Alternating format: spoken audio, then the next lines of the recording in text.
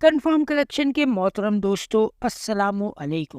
آپ کو ہماری اس نئی ویڈیو میں ایک بار پھر خوش آمدید۔ یہ واقعہ ہے سن 610 عیسوی کا، جب ایک قبیلے بنو حذیل نے اپنے بت جس کا نام سوا تھا اس کے سامنے ایک موٹی تازی گائے کی قربانی کی، تو اس بت نے خلاف عقل حیران کن طور پر بات کی۔ بت بولا، عجیب العجب، نبی کا ظہور ہے جس نے زنا اور بتوں پر ذبح حرام کیا ہے۔ اس قربانی کی تقریب میں پورا قبیلہ جمع تھا۔ سوا بت کے اس طرح بولنے پر سب حیران و پریشان تھے۔ وہ ڈر کے بھاگے اور مکے آئے۔ یہاں اس وقت حضرت ابو بکر اور کچھ اور لوگ ہی مسلمان ہوئے تھے۔ بنو حذیل نے جب یہ واقعہ ان اولین صحابہ کو بتایا تو وہ بولے، تمہارے بت کی گواہی سچی ہے۔ نبی رحمت للعالمین صلی اللہ علیہ وسلم ہر انسان کے لیے واجب الاحترام ہے۔ آپ صلی اللہ علیہ وآلہ وسلم ہی وجہ تخلیق کائنات ہیں۔ آپ پر ان گنت و بے شمار درود و سلام۔ آپ کی ذات اقدس اور آپ کی پیدائش کے وقت دنیا اور بالخصوص عرب میں جو معجزاتی واقعات پیش آئے، وہ بہت محنت اور محبت سے جمع کر اپنے دیکھنے والوں کی نظر کر رہے ہیں۔ تو ویڈیو کو پورا ضرور دیکھنا اور زیادہ سے زیادہ لائک اور شیئر کرنا، تاکہ ہادی برحق کے بارے میں آپ وہ جان سکیں جو آپ جاننا چاہتے ہیں۔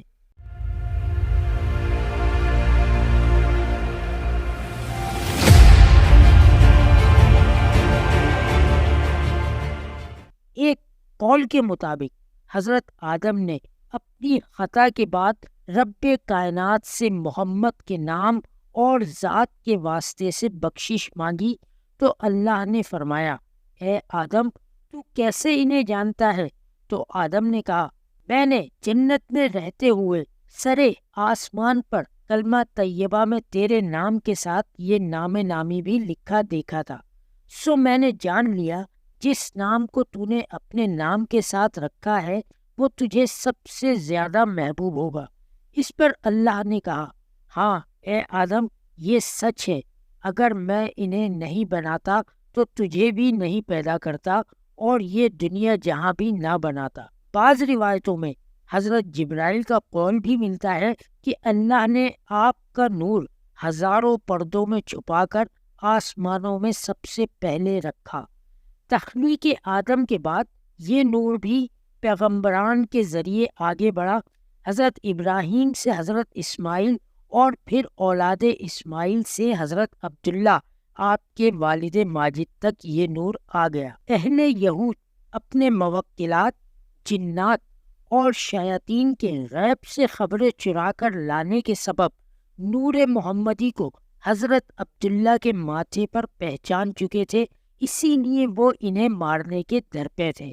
اور یہ موقع سن 567 عیسوی میں اس وقت ان کے ہاتھ لگا جب حضرت عبداللہ تنہا صحرائی وادی میں شکار کر رہے تھے۔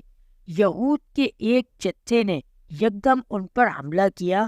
اس وادی میں عبد المناف قبیلے کے لوگ جو حضرت آمنہ کے والد یا چاچا تھے، انہوں نے جب دور سے ایک عرب کو اس طرح تنہا یہود کے نرغے میں پایا تو غیرت وطنی کے جذبے کے طور پر دوڑتے ہوئے ان تک آئے، مگر کیا دیکھتے ہیں، اچانک چاروں طرف سے ابلگ گھوڑوں پر سوار لوگ آئے اور عبداللہ کو بچا کر ایک طرف کیا اور ان یہود کو آن کی آن میں قتل کر دیا اور غائب ہو گئے۔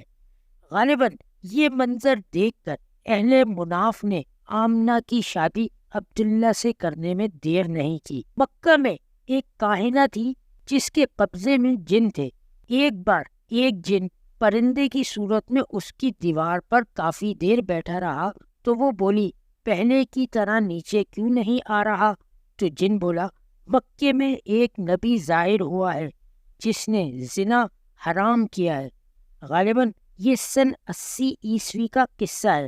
مکے میں آکاش کا بازار لگتا تھا، جہاں ایک بار بنو حذیل قبیلے کا مشہور نجومی آیا ہوا تھا۔ دائی حلیمہ جب آپ کو گود میں لے کر اس کے پاس سے گزری تو وہ چیخنے لگا، اے لوگو، اس بچے کو قتل کر دو۔ حلیمہ فوراً وہاں سے نکل کر بھیڑ میں گم ہو گئی۔ لوگوں نے جمع ہو کر اس نجومی سے پوچھا، معاملہ کیا ہے؟ وہ بولا، میں نے ابھی جس بچے کو دیکھا ہے وہ اور اس کے خدا غالباً محافظ فرشتے اس نے دیکھے، ایک دن تمہارے دیوتاؤں کو توڑ دیں گے اور وہ بچہ تم پر غالب آ جائے گا۔ لوگوں نے بہت ڈھونڈا مگر وہ مل نہ سکے۔ فارس میں 1000 سال سے روشن آتش کدے کا بجھنا عین پیدائش نبوی کی رات کو پیش آیا، جب آتش پرست اور خود بادشاہ نوشیروان بھی سہم گئے۔ اس پر دوسرے روز آتش کدے کے بڑے پروہت نے خواب دیکھا کہ عربی گھوڑے اور اونٹ دجلہ کو پار کر کے ملک کو خراب کر رہے ہیں۔ بادشاہ نے اونچے درجے کے کاہن یا نجومی کو طلب کیا، جس نے بتایا کہ مکے میں ایک نبی کا ظہور ہوا ہے جو تمہاری سلطنت کو ختم کر دے گا۔ حضرت آمنہ کا بیان ہے کہ 6 ماہ تک مجھے کچھ خاص محسوس نہ ہوا۔ اس کے بعد ایک روز کسی نے میرے کان میں کہا یا خواب میں بتایا، اے آمنہ، تیرے حمل میں ہم سارے جہانوں سے افضل کو جلوہ گر کر رہے ہیں، جب تو اسے جنے تو اس کا نام محمد رکھ۔ آپ کی تشریف آوری کی رات آمنہ نے دیکھا ایک فرشتہ مرغ کی شکل میں ظاہر ہوا اور میری نظر کے حجاب ہٹ گئے۔ میں نے دنیا کے مشرق و مغرب دیکھ لیے، 3 جھنڈے، ایک مشرق میں، دوسرا مغرب میں اور تیسرا کعبے کی چھت پر نصب کیا گیا، اور مجھے شام و فارس کے محلات نظر آ گئے۔ عبد المناف کی لڑکیاں میرے ارد گرد تھی۔ 2 حسین خواتین آگے آئیں اور کہا، میں فرعون کی بیوی آسیہ ہوں۔ دوسری بولی، میں عیسیٰ کی ماں مریم ہوں۔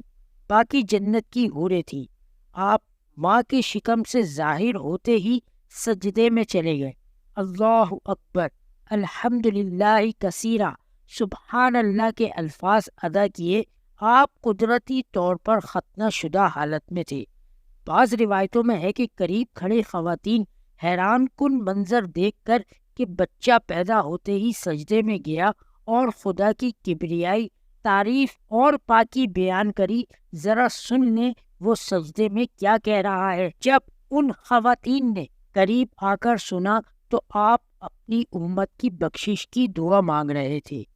آپ فخر بشر، نور مجسم، رحمت للعالمین، معلم انسانیت اور انسان کامل ہے۔ آج ربیع الاول کا مہینہ دنیا بھر میں ولادت نبی کے طور پر منایا جاتا ہے۔ ابن خلدون اور طبری نے آپ کی ولادت 12 ربیع الاول دی، جبکہ 9 اور 10 بھی بعض نے بتائیں۔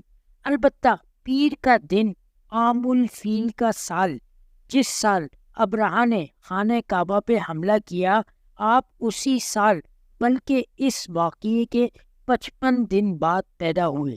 عرب ہر سال کا کوئی نہ کوئی نام رکھ لیتے تھے۔ سن 571 عیسوی میں جب آپ دنیا میں تشریف لائے تو اہل مکہ کے ہاں اس سال کافی بارشیں ہوئیں اور لوگ خوشحال ہو گئے تھے، تو اہل مکہ نے اس سال کا نام سنت الفتح، ابتاج یعنی فتح اور خوشی کا سال رکھ دیا۔ آپ جس گھر میں پیدا ہوئے اس گھر کا نام دار ابن یوسف کے نام سے مشہور تھا۔ آپ کے دادا کا نام عبد المطلب، دادی فاطمہ بن عمرو، نانا وہب اور نانی کا نام برا بنت عبد العزیٰ تھا۔ ہماری اس ادنا کاوش کو اللہ قبول فرمائے اور ہم بھی نبی پاک کی بخشش پانے میں کامیاب ہو جائیں، آمین۔ اگر آپ کو ویڈیو اچھی لگی ہے تو زیادہ سے زیادہ لائک اور شیئر کریں۔ نئے آنے والے دوستوں سے گزارش ہے کہ سبسکرائب بھی ضرور کریں۔ تو اب وقت ہے ہماری پچھلی ویڈیو میں پوچھے گئے سوال کے جواب کا۔ تو اس کا صحیح جواب ہے روشنی، جس کی رفتار تقریباً 3 لاکھ کلومیٹر پر سیکنڈ ہے۔ اور اب اس ویڈیو کا سوال: دنیا کا سب سے پہلا ریکارڈ روڈ ایکسیڈنٹ کس ملک میں اور کب ہوا؟ اپنا بہت بہت بہت خیال رکھیے گا. ملتے ہیں نئی ویڈیو میں نئے ٹاپک کے ساتھ. اللہ حافظ.